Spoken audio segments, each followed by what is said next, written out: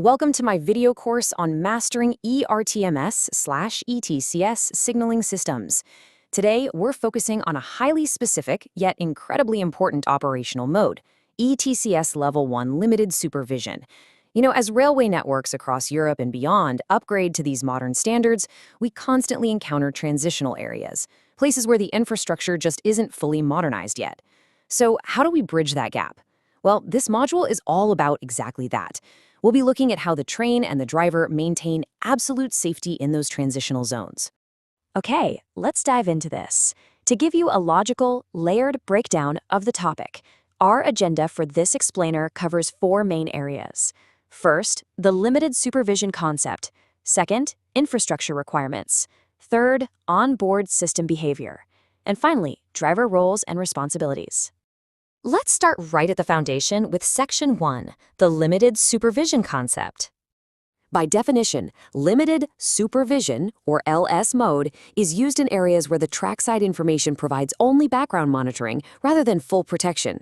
Now, here is an absolutely critical thing you need to remember. This is not a mode the driver can just decide to turn on. No way. It's a strictly automatic response. The onboard system shifts into LS mode entirely on its own when it's commanded to do so by specific trackside conditions.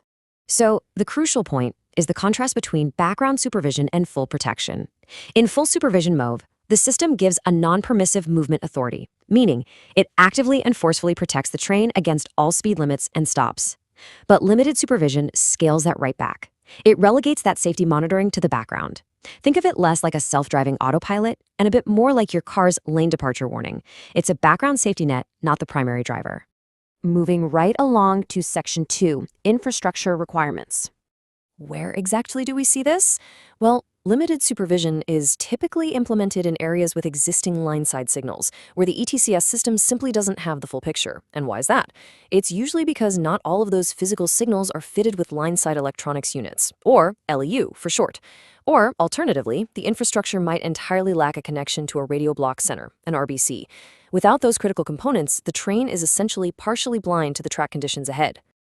And this brilliantly illustrates how trackside hardware communicates with the train.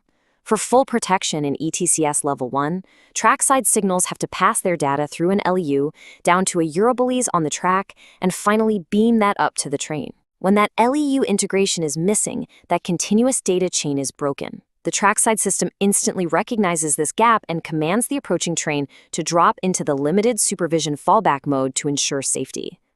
Now for the how. Section 3, onboard system behavior. Look, just because it's a background mode doesn't mean the train's computer is taking a nap. Far from it. Even in limited supervision, the ERTMS onboard equipment actively supervises train movements against a dynamic speed profile. Even without full signal data, the computer is constantly calculating limit curves based on the spot data it does have, ensuring that the train never, ever exceeds absolute maximum safe boundaries. Because this all operates heavily within a Level 1 framework, it relies entirely on spot data transmission. As the train passes over those yellow Eurobalise beacons placed between the rails, it grabs a data packet. It then uses that packet to instantly update that dynamic speed profile, and it monitors the train's movement based on that calculation until it hits the very next balise. Which brings us to our final component, the who. Section 4, driver roles and responsibilities. Let's move to and see how this builds into the human element. Because the ETCS lacks complete signal status in this mode, it is only providing that background supervision we talked about, the strict operational protocol falls right back onto the human in the cab. The driver must visually observe the existing line-side signals, they must obey the physical speed boards along the track, and they absolutely have to follow all national operating rules for that specific network. To put it as simply as possible, while the system is acting as the background safety net, the human driver remains the primary safety authority. They are entirely responsible for following trackside commands. They cannot just sit back and rely on the screen to give them full movement authorities. The fundamental responsibility to not pass a red signal, that rests squarely on the driver's shoulders in LS mode. Think about the sheer scale of the engineering challenge here, upgrading thousands and thousands of kilometers of railway across Europe. Limited supervision is an ingenious solution.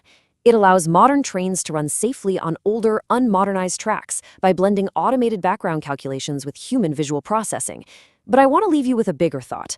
As we continue to rely on these transitional modes during the migration, How perfectly does limited supervision really balance automated safety with the undeniable reality of human responsibility? It's something to think about.